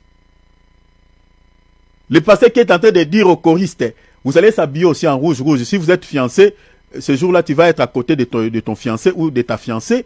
Voilà, les couples, vous allez s'habiller parce que, voilà, on fait un culte spécial ce jour-là. Mais bien aimé, mais c'est un faux prophète. C'est un faux prophète. Qui était Saint Valentin? Qui était Saint Valentin? Et qu'est-ce que Saint Valentin est venu faire dans le culte qu'on dédie à Jésus? Voilà pourquoi vous remarquerez, il y a des femmes qui tombent enceintes ce jour-là. Parce qu'il y a des esprits de l'impudicité qui vont être libérés ce jour-là. Repentons-nous. Fête de la mort, la Toussaint et de la commémoration des défunts. Célébrez le 1er et le 2 novembre. Fête des morts. Qui a mis ça en place? L'Église catholique. Je vous lis un petit document. Rapidement. La fête des morts, au jour des défunts, célébrée le 2 novembre, a été mise en place par l'Église catholique. C'est un document. Si vous voulez les liens, je vous enverrai. A été mise en place par l'Église catholique romaine pour honorer, vous voyez, honorer les défunts et prier pour le salut de leurs âmes. Est-ce que vous voyez cela? Alors que la Bible dit dans Hébreux chapitre 9 verset 27, il est réservé aux hommes de mourir une seule fois. Après quoi vient le jugement? La Bible ne dit pas de prier pour les morts. Le culte des morts, c'est interdit dans la Bible.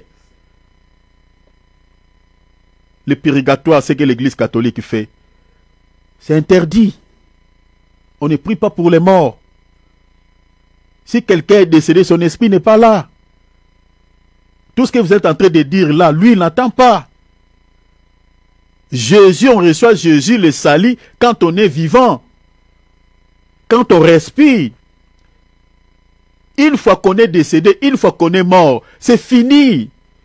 La Bible dit dans le livre d'Ecclésiaste chapitre 8 verset 8, il n'y a donc aucune délivrance dans ce combat. Une fois que tu décèdes, une fois que tu es mort, si tu n'avais pas eu l'occasion de recevoir Jésus-Christ dans votre vie comme Seigneur et Sauveur, il n'y a aucune prière qui peut te délivrer. Si tu es déjà parti en affaires, c'est fini.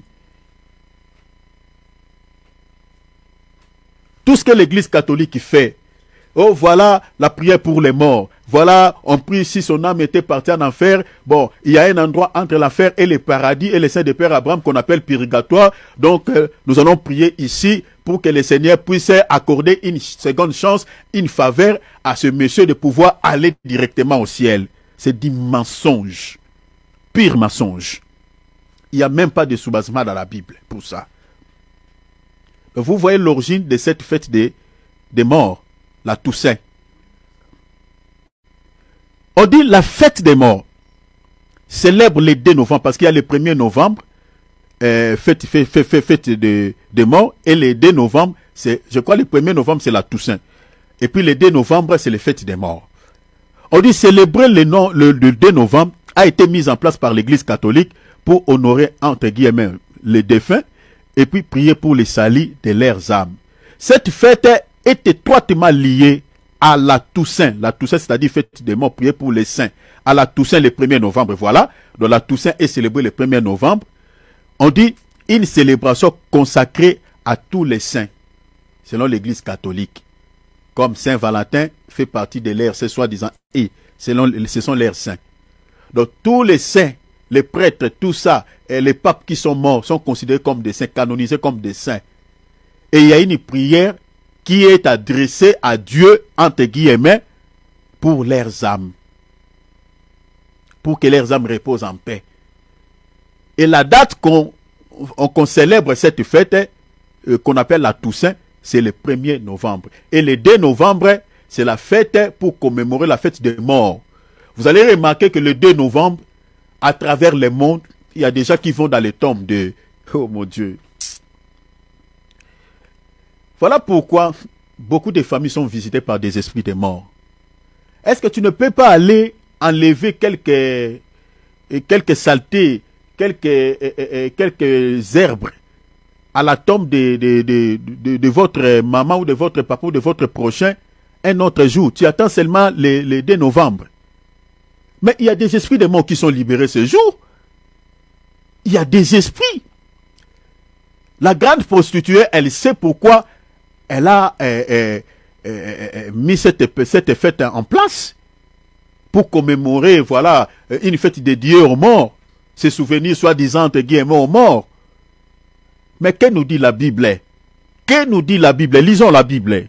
Que nous dit la Bible? Lisons des passages. Lévitique 19, 31. Lisons un seul passage pour gagner du temps. Lévitique 19, 31. Ne vous tournez pas vers les nécromans. On parle de la nécromancie. Vous voyez, hein? C'est que l'Église catholique fait.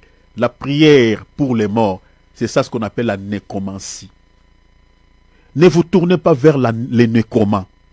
Et ne cherchez pas à consulter les esprits, c'est-à-dire les esprits des gens qui sont morts. Car vous vous souillerez. Ah, vous voyez, vous vous souillerez par eux. Oh mon Dieu, oh mon Dieu, oh mon Dieu. Donc les gens qui célèbrent la fête des morts, ce sont des gens qui se souillent. Ce sont des gens qui peuvent être visités. Parce que quand vous êtes souillés, les esprits peuvent directement vous envoûter. Les esprits peuvent vous faire du mal, peuvent vous faire beaucoup de mauvaises choses.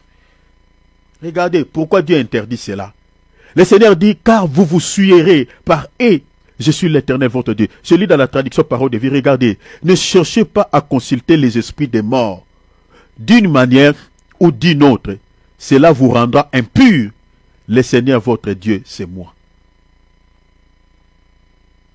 N'attendez pas d'aller enlever quelques herbes à la tombe de ton père, à la tombe de ta mère ou de ton fils le 2 novembre. Fais ça un autre jour. Fais ça un autre jour. Parce que toutes les dates là, que la grande prostituée a mises en place, mes bien-aimés, je vous dis devant les Seigneurs, il y a des esprits qui sont libérés ce jour. Il y a des esprits.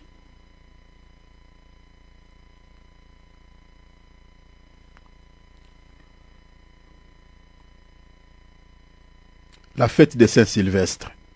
Ou réveillon de Saint-Sylvestre, communément appelé, réveillon de Saint-Sylvestre, ou, si vous voulez, la fête des Nouvel An. Cette fête qui est célébrée le 1er janvier. Oh mon Dieu. Je lis quelques textes. La fête de Saint-Sylvestre ou réveillon de Saint-Sylvestre, vous regardez déjà, ça tire son origine à l'église catholique. On parle des saints, toujours des saints. Saint-Sylvestre. Qui était Saint-Sylvestre? C'était un pape. Vous voyez, hein? Les gens qui célèbrent, bonne année, bien-aimés. Restez tranquille chez vous, mangez normalement, bénis Dieu, c'est tout. Mais ne célébrez pas cette année-là. Parce que nous, les enfants de Dieu, on n'a pas des années à célébrer. Oh.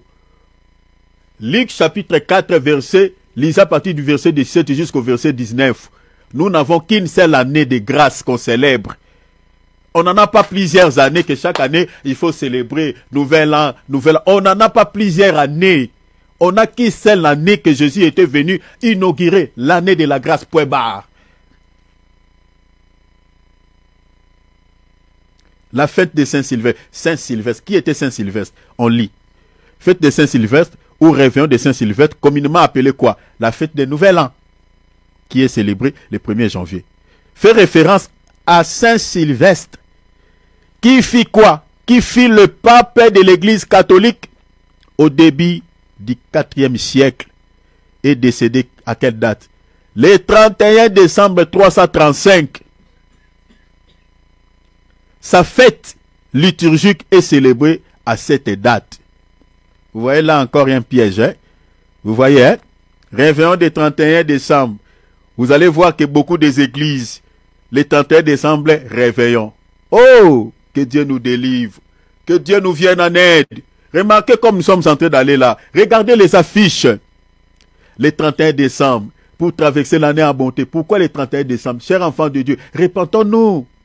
Répentons-nous.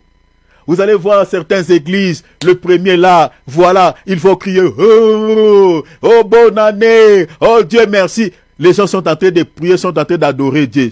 Vous êtes en train d'adorer qui? Dieu? À quelle date? La date où on dédie l'origine de cette fête, est-ce que vous ne les connaissez pas? Le Seigneur dit, vous annulez la parole de Dieu au profit de quoi? De votre tradition, c'est ce genre de tradition. C'est coutume païenne. Ce peuple m'honore des lèvres. Tout ce que vous êtes en train de dire, oh merci Seigneur, le 31 décembre, c'est des lèvres, du blabla. Leur cœur est éloigné de moi. Pourquoi l'Église catholique a choisi cette date? Pourquoi l'Église a récupéré aussi cette date? Qui a mis ça en place? Si l'Église catholique n'avait pas mis cette date des réveillons du 31 décembre, les gens n'allaient pas célébrer cette fête de cette manière. On n'allait même pas parler de ces réveillons. La fête de Saint-Sylvestre ou réveillon, on appelle ça réveillon de Saint-Sylvestre. Parce que le monsieur était décédé le 31 décembre 335. Donc c'est à son honneur que cette fête-là est dédiée. Mais en réalité, ce n'est pas à son honneur, mais c'est à l'honneur du diable. Parce que la grande prostituée ne sert pas Dieu, il sert l'ennemi. Maintenant, pourquoi certains serviteurs de beaucoup des églises vont faire des réveillons que ce jour-là? Choisissez même un autre jour, soit vous le faites même les 27 ou les 28, gloire à Dieu. Mais pourquoi vous voulez faire ça à la même date que la grande prostituée a mis? Parce que cette date-là, on dédie, on rend un culte à un Dieu inconnu. Il y a des esprits qui seront libérés ce jour-là. Vous voyez cela? Saint-Sylvestre, la fête de Nouvel An.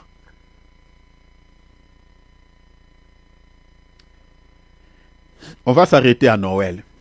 Et on continuera le mercredi. Retenez déjà, nous allons nous réunir le mercredi, le jour de cette fameuse fête satanique Noël. On va se réunir pour ceux qui sont amoureux de la parole de Dieu. Je crois que après avoir écouté cet enseignement, vous n'allez pas fêter toutes ces fêtes-là. Ne participez pas à ce culte dédié aux divinités inconnues que vous ne connaissez pas. Nous allons nous réunir à 19h. Donc restez chez vous, bénis le Seigneur, continuez à prier, prenez cette journée-là, ce jour-là comme le jour normal. N'entrez pas au pas de danse de ce monde. Ne vivez pas selon les traits de ce monde. La Bible dit nous vivons dans ce monde, mais nous ne sommes pas de ce monde. Je vais m'arrêter à cette fête, Noël. Je vais m'arrêter là. Noël. Noël. Oh mon Dieu. Noël, je vais vous lire un document. Parce que je ne vais pas dire des choses, sinon vous allez dire peut-être je suis en train de penser ou d'inventer. Mais si vous voulez les liens, je vous dis bien si vous voulez les liens, pour connaître plus en profondeur les origines de toutes ces fêtes, je vous enverrai bien, mais il faut lire. Le peuple périt par faute de connaissances. Il faut vérifier, il faut lire. Les salut passent par la connaissance de la parole, par la connaissance. Si vous n'avez pas la connaissance, Osée 4 et 6, la Bible dit, les gens meurent. On vous présente des choses, vous ne vérifiez pas. On dit seulement, voilà, il y a telle fête, il y a une fête. Voilà, vous coptez, vous récupérez. Vérifiez. Regarde Noël, l'origine de Noël. Regarde. Noël, en tant que fête, entre guillemets, chrétienne, a été institué à quelle année? Noël que les gens célèbrent là, bientôt là, le 25 décembre. Soit disant là, Jésus est né. Oh mon Dieu, mon Seigneur n'est pas né le 25 décembre. Je le refuse au nom de Jésus. Noël en tant que fête chrétienne, entre guillemets, a été institué à quelle année? Au 4e siècle, sous l'empereur Constantin. 4e siècle là. 1er siècle, 2e, 3e, 4e siècle. Les apôtres ne connaissent pas toutes ces fêtes, vous voyez, hein? Parce que la majorité des apôtres étaient déjà décédés au 1er siècle. Donc ce sont des choses qui ont été établies à l'église après la mort des apôtres. Les apôtres ne connaissent pas ces fêtes. Et ils ont vécu au 1er siècle, ils sont morts. Mais après le départ des apôtres, l'ennemi s'est infesté à l'église, est entré à l'église. Il a mis ces choses en place. L'église catholique, la grande prostituée. Au 4e siècle, sous l'empereur Constantin. Qui était l'empereur Constantin? C'était quelqu'un, entre guillemets, qui s'était converti au christianisme, entre guillemets, cet empereur. Cet empereur, c'est par lui qu'il y a beaucoup de mauvaises choses. Que ce soit des fêtes, que ce soit certains rites qu'on retrouve aujourd'hui dans les églises protestantes, ont tenté, que ce soit même les baptêmes. Les baptêmes qu'on donne dans dans des piscines. Hein, certaines piscines comme des cercueils. Celui qui a mis ça en place, c'est cet empereur. Parce que lors de sa conversion, lui ne voulait pas aller dans les rivières. Lui dit non, vous pouvez me baptiser dans une belle piscine. Donc l'esprit là qui est entré dans nos assemblées, dans les églises protestantes, où il y a des piscines dans les églises, c'est ce monsieur qui a mis ça en place, cet empereur ici. Donc c'est par lui, il y a beaucoup de fausses doctrines qui sont entrées dans l'église. Certaines fêtes, tout ça, beaucoup de choses. Alors, c'était sous sa domination qu'on avait institué cette fête qu'on appelle Noël. Regardez, l'église catholique romaine a choisi de célébrer Noël le 25 décembre. Je lis un document. Une date, regardez, suivez-moi ici très bien s'il vous plaît parce que je vais m'arrêter. Une date qui coïncidait à plusieurs fêtes païennes célébrant les solstices d'hiver. Retenez, les solstices d'hiver, retenez ces mots. Comme la fête romaine, le soleil invictus, honorant le soleil invaincu. C'était une fête. On a choisi la date du 25 décembre. Pourquoi? Parce que dans la tradition romaine, le 25 décembre, on dédiait cette fête à l'honneur de leur Dieu qui s'appelait le soleil. Le soleil que nous voyons là en réalité. Je parle du soleil que nous voyons, mais en réalité, ce n'est pas au soleil. Parce que derrière une idole, l'apôtre Paul nous dit, il y a un démon, il y a l'ennemi. Alors la date du 25 décembre, c'était une date déjà qui existait, où on rendait un culte à cette date, à ce dieu soleil. C'était le dieu des Romains. Maintenant, l'église catholique va récupérer cette date pour coller l'étiquette à cette date, la naissance de Jésus est né. Jésus est né le 25 décembre. Vous voyez la malice, hein? La malice de l'ennemi. Les gars, je continue.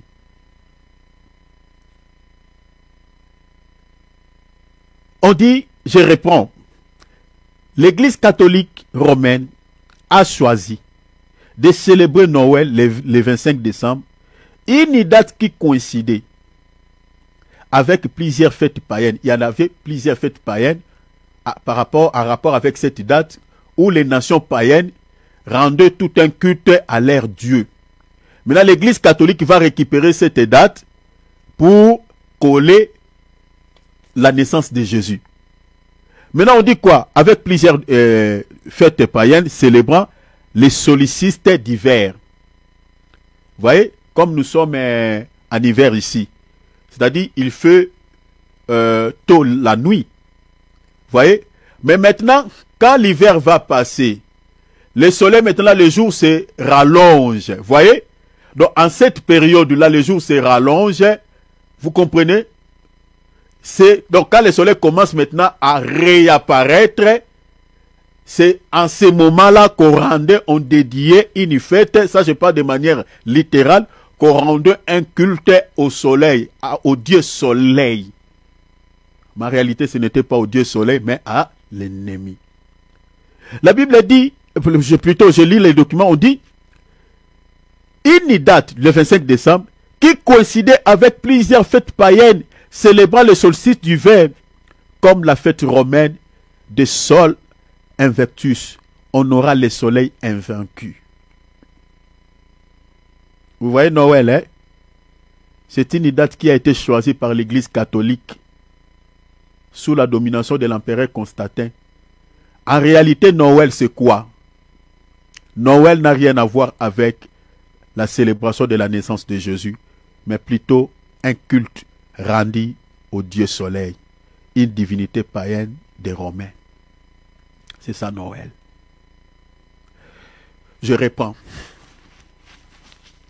Si vous voulez les documents, je vous enverrai. J'ai dit ceci, Noël n'a rien à voir avec la célébration de la naissance de notre Seigneur et Sauveur Jésus-Christ, mais plutôt un culte rendu au Dieu soleil, une divinité païenne des Romains. C'est ça Noël. Donc, naissance de Jésus là, mes bien-aimés, c'est la malice de l'ennemi. C'est la manipulation de l'ennemi. Parce que dans la Bible que nous nous détenons là, des 36 livres, il n'y a aucun verset qui nous retrace la date sur laquelle Jésus était né. Il n'y en a pas. Il n'y en a pas. Quand on lit même la Bible, si vous lisez les textes, Jésus n'était pas né en hiver. Non. Si vous regardez, vous lisez les temps sur lesquels Jésus était né, ça peut tomber peut-être en printemps ou soit en été. Parce qu'on nous parle des bergers qui étaient à l'extérieur avec leurs troupeaux. Or, tel que nous sommes maintenant là en Europe, nous sommes en plein hiver. C'est difficile de rester à l'extérieur avec des bêtes. Toutes les bêtes, mais bien aimé, vérifiez ceux qui vivent en Europe, ils savent, en hiver, toutes les bêtes sont coffrées dans leur tanière, dans leur maison. On n'expose pas les bêtes en hiver. Maintenant, les temps sur lesquels Jésus était né, l'indicateur, c'est les bergers, étaient à l'extérieur. Ce n'était pas en hiver. Le 25 décembre tombe en hiver. Donc vous comprenez que cette date, c'est une date qui a été choisie par l'ennemi pour rendre un culte à un Dieu inconnu. Et les chrétiens qui ne vérifient pas, des hommes de Dieu qui sont mandatés par l'ennemi, ils disent que voilà, Jésus est né le 25 décembre, célébrons la fête. Je vais lire des textes et puis nous allons clôturer par là. Que dit la Bible? Regarde ce que dit la Bible. Mon frère, écoute-moi, je vais m'arrêter ici. Écoute-moi bien s'il te plaît. Deutéronome 4, 19. Veille sur ton âme. Ça le Seigneur te dit, s'adresse à toi. Il te dit, veille sur ton âme ton âme, hein, parce que c'est là où se trouvent les salis. Veille sur ton âme, de peur que tu lèves les yeux vers le ciel. Tu lèves les yeux où? Vers le ciel. Et qu'en voyant les soleils, vous voyez, hein, le Dieu des Romains, le soleil invictus, le soleil invaincu, on rendrait un culte au soleil. Mais le Seigneur dit, veille sur ton âme, de peur que tu n'élèves les yeux vers le ciel, et qu'en voyant le soleil, la lune et les étoiles, toute l'armée des cieux, tu ne sois entraîné à te prosterner devant eux et à leur rendre un culte, comme le 25 décembre. Les gens vont rendre un culte au Dieu soleil et non à Jésus. Parce que c'est une date qui est dédiée à ces dieux, soleil invaincu. Mais le Seigneur ici, il est en train de nous mettre en garde. Faisons attention, veillez sur vos âmes, parce que c'est là où se trouvent les salis. La Bible dit dans le livre des Proverbes, garde ton cœur plus que toute autre chose, car c'est là est la source de ton salut. Veille sur ton âme, de peur que tu n'élèves les yeux vers le ciel, et qu'en voyant le soleil, le Dieu des Romains, la lune et les étoiles, toute l'armée des cieux, tu ne sois entraîné à te prosterner devant eux et à les rendre un culte. C'est que l'Éternel ton Dieu a donné en partage à tout le peuple sous le ciel tout entière. Il a donné le soleil, toutes ces galaxies, tous ces astres. Il a donné toutes ces choses aux nations de ce monde. Mais le Seigneur dit, je vous ai donné pour éclairer la terre. Mais ce n'est pas pour vénérer ces choses. Ce n'est pas pour adorer le soleil. Ce n'est pas pour adorer la lune. Ce n'est pas pour adorer les étoiles. Attention, le 25 décembre n'aura pas un culte à ce Dieu, à cette divinité romaine, qui n'est rien d'autre que le soleil invaincu. Des Rois chapitre 23 verset 5. Il chassa le prêtre de haut lieu que le roi de Juda avait établi pour brûler des parfums sur les olliers dans le ville de Juda et aux environs de Jérusalem. Ainsi, ce qui brûlait des parfums à Baal au soleil. Vous voyez, hein? Au soleil. L'Israël était entraîné au culte de ces dieux soleil, à la lune et aux constellations et à toute l'armée des cieux. Et Dieu, il a permis à son serviteur de chasser tous ces prêtres qui poussaient le peuple à l'adoration de ce Dieu soleil. Comme Dieu chassera tous ces prêtres de l'Église catholique qui ont mis cette date en place, ils savent que ce n'est pas pour vénérer Jésus, mais c'est pour adorer un Dieu inconnu. Ils savent. Comme Dieu avait chassé ici, il les chassera. Et tous ceux qui participent à ce culte, Dieu les chassera pareillement. Et chasser ici, c'est la condamnation éternelle. Vous serez chassés du ciel. Seigneur, n'avons-nous pas fait ceci à ton nom? Allez-vous-en. C'est de cette manière. Attention.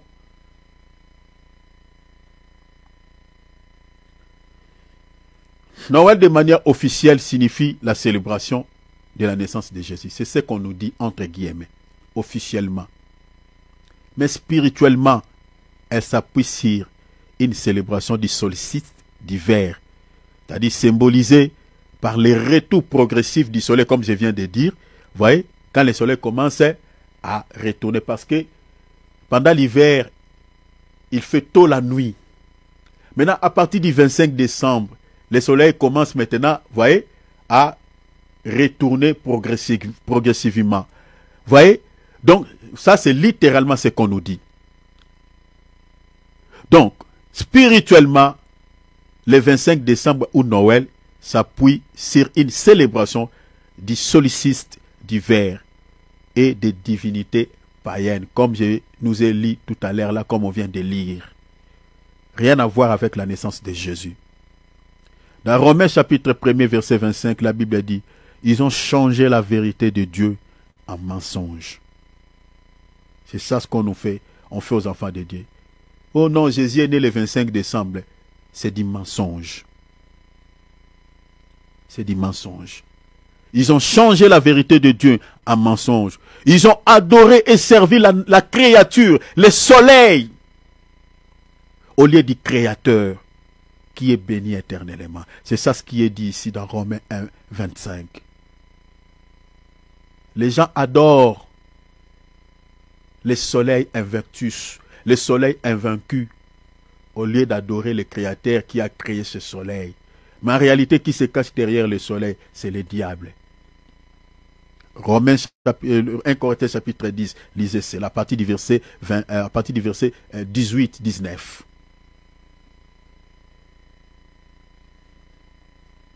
Je parlerai des sapins de Noël, mais pour terminer, lisez Ephésiens chapitre 5, verset 5.